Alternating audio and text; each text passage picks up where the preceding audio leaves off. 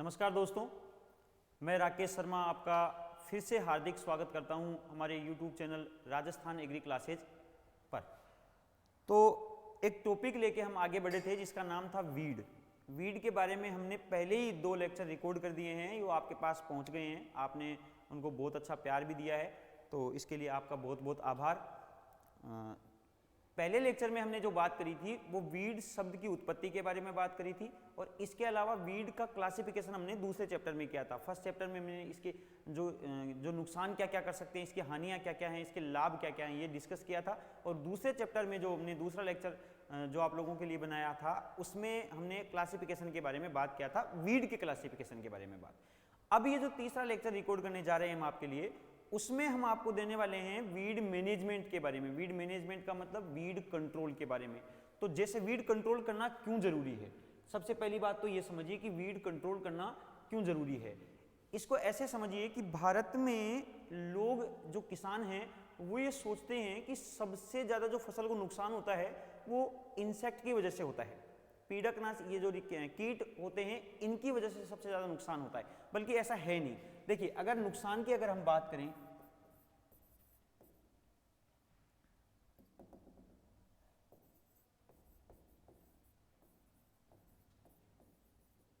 Weed control की बात कर रहे हैं और क्यों जरूरी है, आवश्यकता क्या है,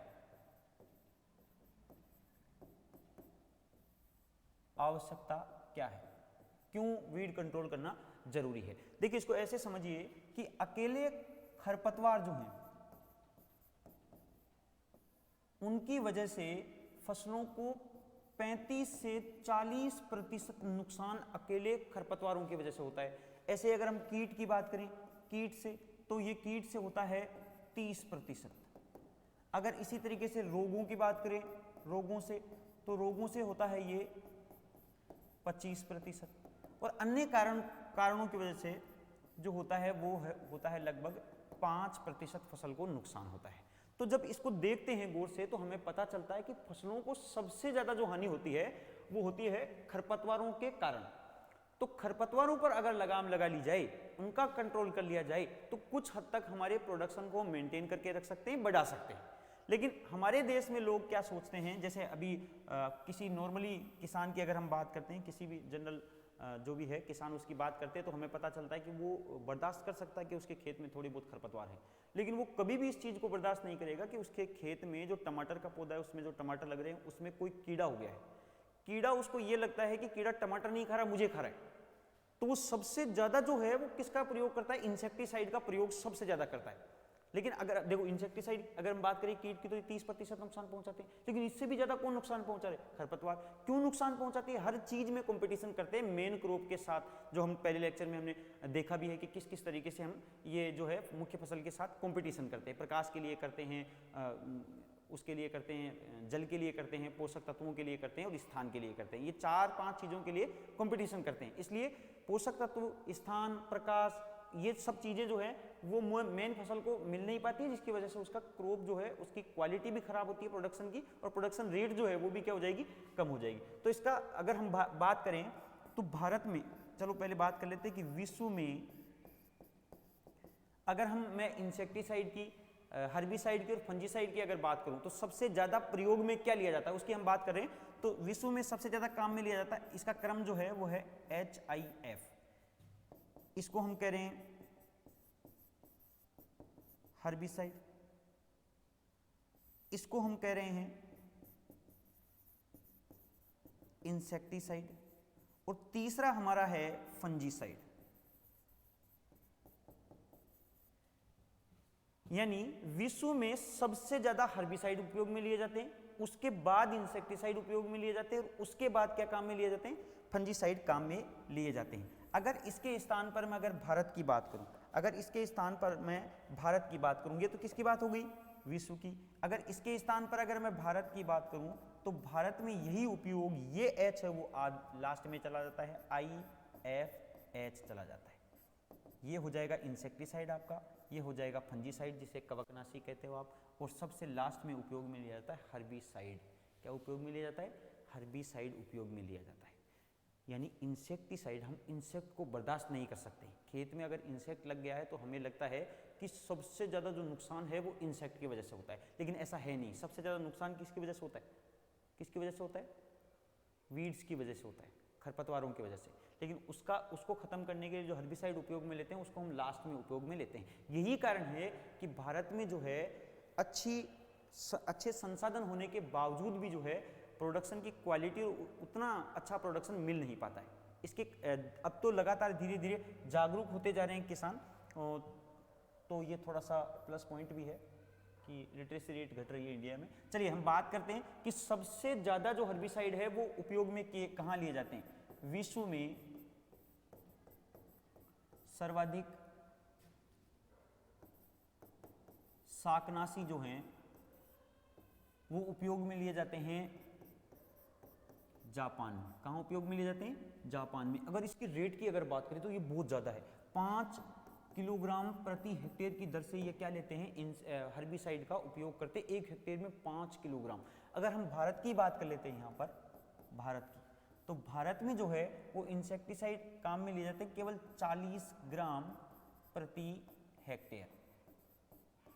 40 ग्राम प्रति हेक्टेयर। तो ये तो इंसेक्टिसाइड की नॉर्मल सी बात हो गई। लेकिन हम इससे पहले, क्योंकि ये तो केमिकल कंट्रोल में आएगा आप लोगों के, तो केमिकल कंट्रोल से पहले हम जो है वो जो नियंत्रण है उसके और भी तरीके हैं कि कैसे कैसे नियंत्रण कर सकते हैं। नियंत्रण की सबसे पहली जो मेथड है वो है आपकी cultural practices. Cultural practices, cultural में अगर मैं बात करूं तो कल्चरल में हम क्या क्या कर सकते हैं? सबसे पहले आप कर सकते हो क्रॉप रोटेशन उपयोग में ले सकते हो।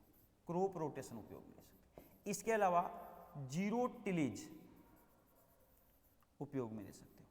इसके अलावा ड्रेनेज ले सकते हो। इसके अलावा आप फ्लडिंग काम में ले सकते हो।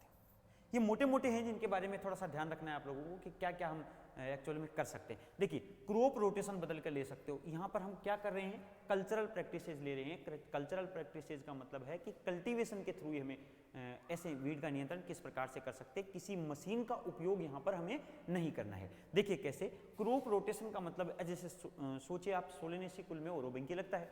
अब सोलेनेसी कुल को, जैसे सोलेनेसी कुल की कोई सब्जी है उसको आप लगातार प्रत्येक सीजन उसी को उगा रहे हो, तो ओरोबंकी की जो उगने की रेट होती है वो लगातार, या ओरोबंकी का जो प्रकोप है वो लगातार बढ़ता रहे। इसको कम करने के लिए हम क्रॉप को रोटेट कर सकते हैं। सेम लैंड पर क्रॉप को बदल बदल कर बोना, फसलों को बदल बदल कर बोना क्या कहलाता है? क्रॉप रोटेशन कहलाता है। यानी क्रॉप को रोटेट कर सकते हैं। सोलेनेसी कुल के अलावा कोई और दूसरे कुल की फसलें ले सकते हैं जिनमें ओरोबंकी लगता नहीं है। तो इससे बचने के लिए हम क्या कर लेते हैं? क्रॉप रोटेशन अपना सकते हैं। इससे भी वीड का कुछ हद तक कंट्रोल किया जा सकता है। कौन से वीड्स का कंट्रोल किया जा सकता है? जो क्रॉप बाउंड होते हैं, जो केवल स्पेसिफिक क्रॉप या स्पेसिफिक जो फैमिली होती है क्रॉप्स की उसी के साथ एसोसिएट होते हैं। इसके अलावा जीरो टिलेज है। अरे सर ये क्या पढ़ा रहे हो? जीरो टिलेज में कैसे वीड कंट्रोल हो जाएगा? जीरो टिलेज में तो हो ही नहीं सकता है, क्योंकि हमने तो पढ़ा है टिलेज जरूरी है। वीड कंट्रोल जो टिलेज है उसका प्राइमरी मोटिव ही क्या है? वीड कंट्रोल है। तो अभी जीरो टिलेज ये कैसे रह जाएगा? अभी इसको समझना जरूरी है। जीरो टिलेज का मतलब है कि अगर आपने कोई क्रॉप ली है तो उसमें आपको टिलेज बिल्कुल नहीं करना है। इसका कारण ये हुआ कि जैसे ही आपने भूमि पर जो बीज गिरे हैं, पत्तियां गिरी हैं, क्योंकि खरपतवार होते हैं उनका वेजिटेटिव प्रोपगेशन भी होता है। हम पीछे पढ़ के आए शक्कर से, रनर्स से, ऑफशूट की वजह से, ट्यूबर्स से, राइजोम से, कोर्म से। तो इनमें क्या होता है? इनसे बचने के लिए हम चाहेंगे कि ये जो ऊपर से मटेरियल गिरा है जमीन के ऊपर, ये मिट्टी में ना मिले। तो अगर हमने टिलेज किया तो ये मिट्टी में मिलेगा। तो अब इसको बचाने के लिए हम क्या कर रहे हैं? Zero tillage. टिलेज को पूरी तरीके से अवॉइड करते हैं, बल्कि कुछ एक जो चीजें हैं, नेसेसरी जो टिलेज क्रियाएं हैं वही हम जीरो टिलेज में करते हैं। तो इस तरीके से भी हम क्या कर सकते हैं? टिलेज की सहायता से, जीरो टिलेज करके हम क्या कर सकते हैं? क्रॉप को बचा सकते हैं। इसके अलावा ड्रेनेज या फ्लडिंग करके, अगर मान लो कि कोई जलीय प्रकृति के खरपतवार है, एक्वेटिक प्रकार के वीड्स हैं, तो आप लोग जानते हो कि एक्वेटिक वीड हैं उनको मॉइस्चर कंटेंट ज़्यादा चाहिए अलाइव रहने के लिए। जैसे लेंटाना की अगर मैं बात करूं तो ये जलीय खरपतवार है, एक्वेटिक वीड है। अगर इसका सीड जो आपकी लेक है या जो समुद्र है जो भी है उसमें गिरेगा तो वो वहां पर तो अलाइव रह सकता है कुछ समय के लिए, लेकिन जैसे ये ड्राई कंडीशन में आएगा, ड्राई एरिया में आएगा, तो वहां पर इसका सीड की जो जर्मिनेशन होने की कैपेसिटी है वो ये क्या कर देगा, खो देगा। तो हम क्या कर सकते हैं, एक्वेटिक जो वीड है उनमें हम ड्रेनेज कर सकते हैं, पानी को निकाल सकते हैं, बाहर निकाल सकते हैं। तो ऐसा करने से कुछ ही समय में क्या हो जाएंगे, उनके जो बीज है खरपतवारों के वो नष्ट हो जाएंगे, या जो खरपतवार जो लगे हुए हैं वो भी क्या हो जाएंगे, खत्म हो जाएंगे। इसका उल्टा फ्लडिंग कर सकते हैं, क्योंकि जो ड्राई एरियाज के खरपतवार होते हैं, ड्राई लैंड पर जो उगते हैं मोटे मोटे खरपतवार, वो ज़्यादा मॉइस्चर कंटेंट होने की वजह से अपनी जर्मेबिलिटी खो देते हैं, जर्मिनेशन होने की जो कैपेसिटी है उसको खो देते हैं। तो इससे इनका नियंत्रण करने के लिए हम क्या कर देंगे, उसमें पानी भर देंगे, 2 दिन 3 दिन या 4 दिन उसमें खेत में पानी भर देंगे। तो इससे क्या होगा कि वो जो बीज हैं वो क्या हो जाएंगे, जर्मिनेशन करने की कैपेसिटी उनकी जो है वो खो देंगे। तो इस तरीके से हम ड्रेनेज भी कर सकते हैं। इसके अलावा हम कर सकते हैं summer फैलोइंग।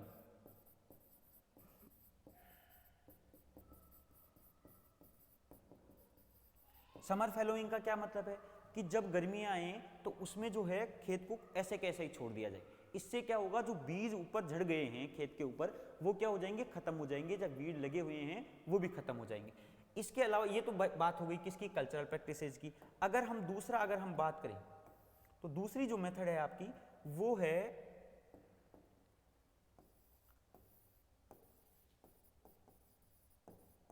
Mechanical method. Mechanical method का मतलब क्या है भाई, यांत्रिक विधियां। यांत्रिक का मतलब, अब जो ये कल्चरल प्रैक्टिसेस हैं उनमें देखो किसी में भी हमने यंत्र का उपयोग नहीं किया है। अब इसमें मैकेनिकल में मशीन्स का उपयोग किया जाएगा, या हमें खुद पे काम करना पड़ेगा। जैसे हम इसमें एग्जांपल की अगर हम बात करें कि क्या क्या हम कर सकते हैं, तो इसमें एग्जांपल ले सकते हैं हैंड पुलिंग।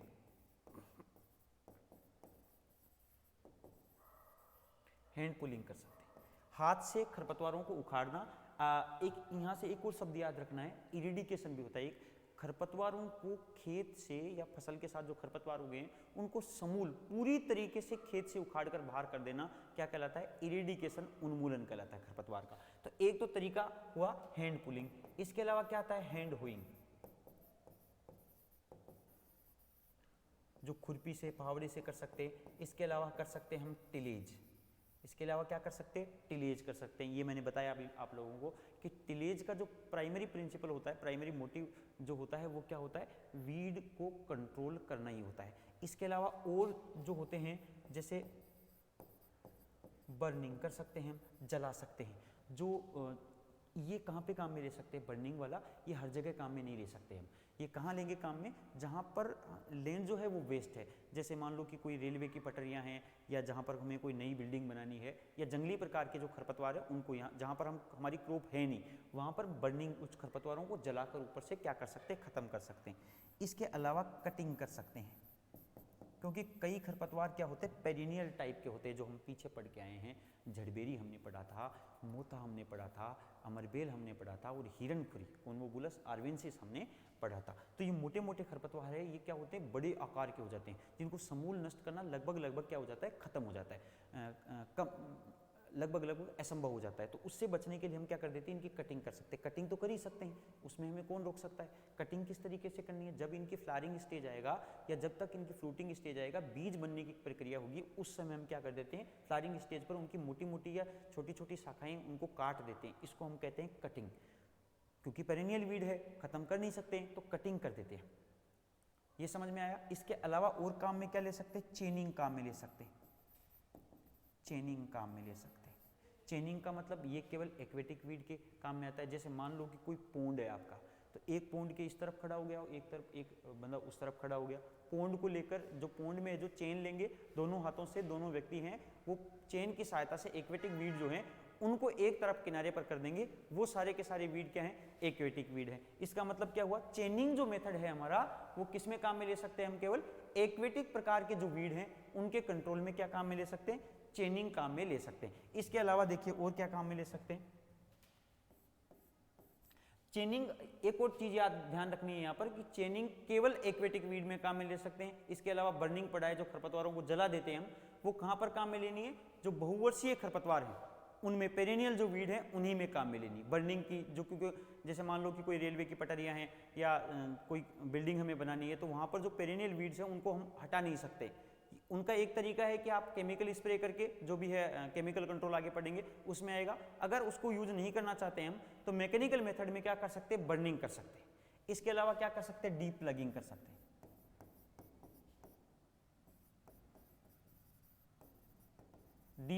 डीप प्लगिंग का मतलब क्या है कि जब भी गर्मी आएंगी, समर सीजन अप्रैल मई जून जुलाई में, जून में हम क्या कर देंगे, डीप प्लगिंग कर देंगे। इसकी वजह से क्या होगा, देखिए इससे सीड खत्म नहीं होते हैं, वीड कई प्रकार के होते हैं जो वेजिटेटिवली प्रोपेगेट करते हैं, वानस्पतिक कारणों से प्रवर्धन करते हैं। जैसे मान लो कि अगर मैं बात करूं हिरणखुरी, तो 3 मीटर तक गहराई में इसकी जड़ें जाती है, तो उस खरपतवार को नष्ट करना लगभग असंभव है।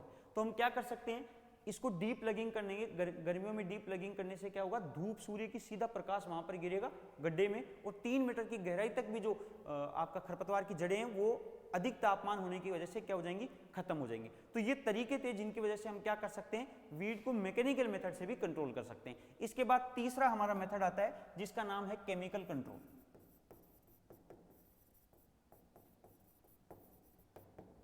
केमिकल कंट्रोल की हमने बात करी कि केमिकल कंट्रोल दो तरीके से, दो चीजें काम में ले सकते हैं। इसमें एक होता है हर्बिसाइड, एक होता है वीडिसाइड। वीडिसाइड का मतलब वीड को खत्म करने वाला, हर्बिसाइड मतलब हर्ब्स को खत्म करने वाला। दो चीजें हो गई, अलग अलग चीजें। हर्बिसाइड की अगर मैं बात करूं तो पूरी की पूरी सब जो सर्ब है उसको खत्म कर देगा, हर्ब को खत्म कर देगा। समझिए जैसे आपके खेत में गेहूं है, उसमें अगर आपने पैराक्वाट डाइक्वाट का यूज किया तो वो गेहूं के साथ बथुए को सबको खत्म कर देगा। अगर इसके स्थान पर अगर मैं 2,4-D का काम में लूंगा तो वो केवल वीड्स को यानी बथुए को खत्म करेगा, चौड़ी पत्ते वाला जो खरपतवार है आपका बथुआ, उसको खत्म करेगा। इसका मतलब ये हुआ कि ये जो बथुआ है या 2,4-D है, ये कैसा हुआ, 2,4-D जो है वो कैसा हुआ ये, या अगर मैं बात करूं कि जो पैराक्वाट है वो कैसा हुआ, कॉन्टैक्ट हर्बिसाइड हुआ। जो भी उसके कॉन्टैक्ट में आएगा वो सब कुछ खत्म हो जाएगा। तो इस तरीके से हर्बिसाइड और वीडिसाइड दोनों में फर्क है। हर्बिसाइड का मतलब होता है जो केवल हर्ब को नष्ट करता है, सब कुछ जो उसके कॉन्टैक्ट में है सबको नष्ट कर देगा, चाहे वो सिस्टेमिक भी हो सकते हैं, वो कॉन्टैक्ट भी हो सकते हैं। इसके अलावा अगर वीडिसाइड की बात करें तो ये केवल वीड को खत्म करेगा, सेलेक्टिव टाइप के होते हैं, ये सबको खत्म नहीं करते हैं। कॉन्टैक्ट में आने के बाद भी एक स्पेसिफिक जो स्पीसीज होती है उन्हीं को खत्म कर दे। जैसे मैंने एग्जाम्पल दिया आप लोगों को 2,4-D का, या आइसोप्रोटिरोन समझ लेते हैं, छोटे पत्ते वाले सकरी पत्ते वाले खरपतवार होते हैं, उनको आइसोप्रोटिरोन द्वारा खत्म किया जा सकता है। और हमने बात करी कि सबसे पहले जो विश्व में खोजा गया था वीडिसाइड या हर्बिसाइड, उसका नाम था 2,4-D। अगर भारत में सबसे पहले उपयोग की बात कर लें तो सोडियम आर्सेनेट सबसे पहले उपयोग में लिया गया था। लेकिन एक क्वेश्चन 2009 या 2010 के लगभग जेट ICR में पूछा हुआ है कि भारत में सबसे पहले व्यापारिक उपयोग के लिए काम में लिया गया जो हर्बिसाइड था वो कौन सा था, तो वो 2,4-D था। यानी व्यापारिक उपयोग में तो 2,4-D को लिया गया है, और सबसे पहले उपयोग किसका किया गया है, सोडियम आर्सेनेट का। चलिए अब शाकनाशी जो है उनका वर्गीकरण की बात कर लेते हैं।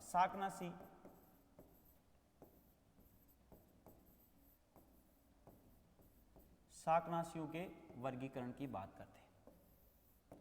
तो इसमें सबसे पहला जो आता है वो आपका आता है वर्णात्मकता के आधार पर।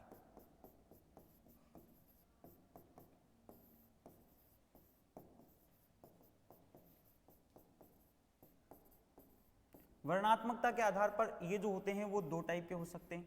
एक होते हैं वर्णात्मक और एक होते हैं अवर्णात्मक।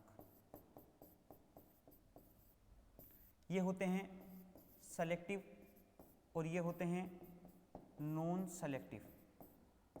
दोनों में क्या डिफरेंस है, दोनों में क्या डिफरेंस है? जंगली प्रकृति की या पेरिनियल जो वीड है, जहां पर हम क्रॉप ले नहीं रहे हैं, वहां पर इनका उपयोग किया जाता है अवर्णात्मक शाकनाशी का। अवर्णात्मक का मतलब ये किसी स्पेसिफिक जो स्पीसीज है उसको नहीं, जो इनके कांटेक्ट में आया या जिन पर इनका प्रभाव बराबर मात्रा में हो रहा है उन सबको ये नष्ट कर देते हैं। इसीलिए क्या है, अवर्णात्मक शाकनाशी। वर्णात्मक शाकनाशी ये केवल कुछ चुने हुए पौधों को या चुनी हुई स्पीसीज को ही क्या करते हैं, खत्म करते हैं, इसलिए क्या होते हैं, वर्णात्मक शाकनाशी होते हैं। जैसे इसका एग्जाम्पल अगर हम बात करें तो ये 2,4-D होता है, आइसोप्रोट्यूरोन हो सकता है, इसके अलावा सल्फ्यूरोन हो सकता है। अगर अवर्णात्मक या नॉन सेलेक्टिव हर्बिसाइड की बात करें तो ये पैराक्वाट होते हैं,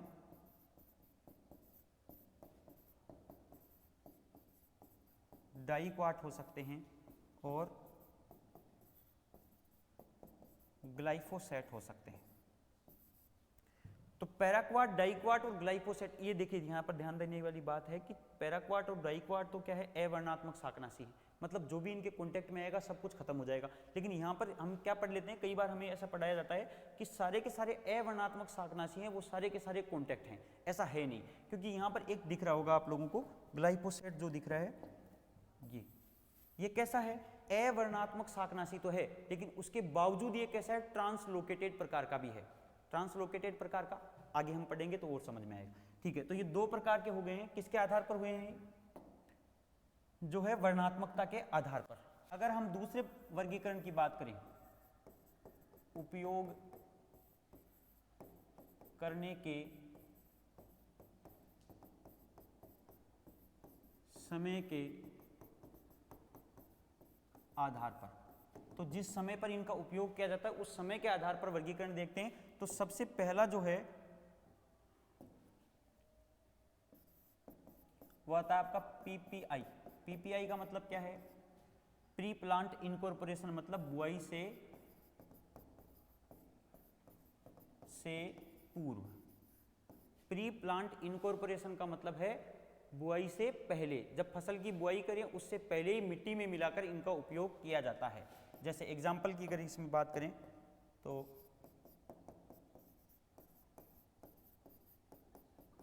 फ्लूक्लोरेलिन होता है। फ्लूक्लोरेलिन का व्यावसायिक नाम क्या है, व्यापारिक नाम क्या है, तो बेसालिन है। और बेसालिन का आप लोगों को पता है कि ज़्यादातर जो दलहनी फसलें हैं उनमें इनका उपयोग किया जाता है। इसके अलावा फ्लूक्लोरेलिन के अलावा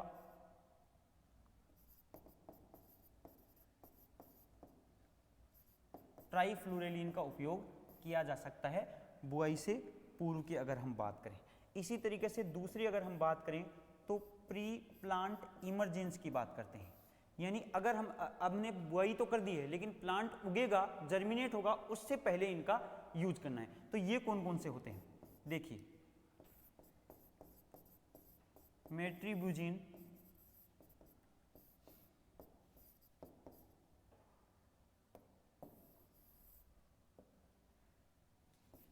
एलाक्लोर,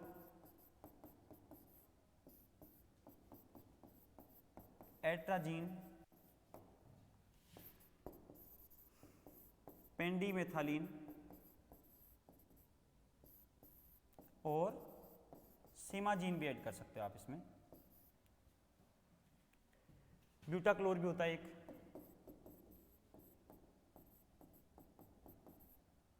इनका उपयोग आप पीपीई के रूप में कर सकते हो, इमर्ज होगा प्लांट उससे पहले। इसके बाद थर्ड आता है आपका पीई, पोस्ट इमरजेंस कहते हैं इसको, यानी बुआई कर दी सबसे पहले, बुआई से पहले उपयोग करना है। पीपीई का उपयोग कब करना है, बुआई के बाद लेकिन उगने से पहले। और तीसरा है पीई, पीई का मतलब पोस्ट इमरजेंस, उगने के बाद। आप लोगों को पता है आइसोप्रोट्यूरोन, आइसोप्रोट्यूरोन जो होता है इसका उपयोग हम बुआई से बाद में करते हैं, यानी बुआई के यानी प्लांट इमर्ज होने के बाद में करते हैं। अगर 2,4-D की अगर बात करूं तो 2,4-D का उपयोग भी हम बाद में ही करते हैं। चौथा जो इसी का प्रकार है, इसी में से आगे की बात है, पोस्ट इमरजेंस के बाद अगर थोड़ा बड़ा हो गया है पौधा तो उसको हम कहते हैं ले बाई एप्लीकेशन। अगर उसमें हम हर्बिसाइड का यूज कर रहे हैं तो क्या कहलाएगा, ले बाई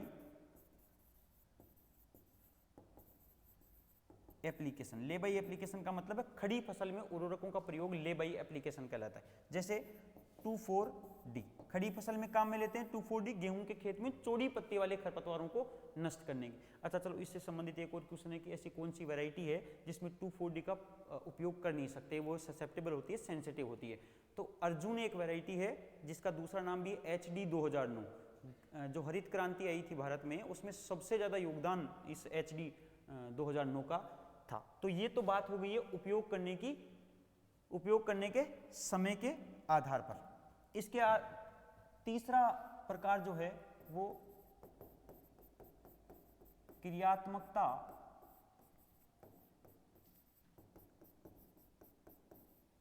के आधार पर। क्रिया किस प्रकार से करते, उसमें सबसे पहला जो है वो है कॉन्टैक्ट, संपर्क शाकनाशी। संपर्क शाकनाशी को कहते हैं हम contact herbicide. Contact herbicide. Contact herbicide का मतलब वे हर्बिसाइड इस कैटेगरी में आएंगे जिनके कॉन्टैक्ट मात्र से ही जो है वो फसल या खरपतवार क्या हो जाते हैं, नष्ट हो जाते हैं। जैसे पैराक्वाट है,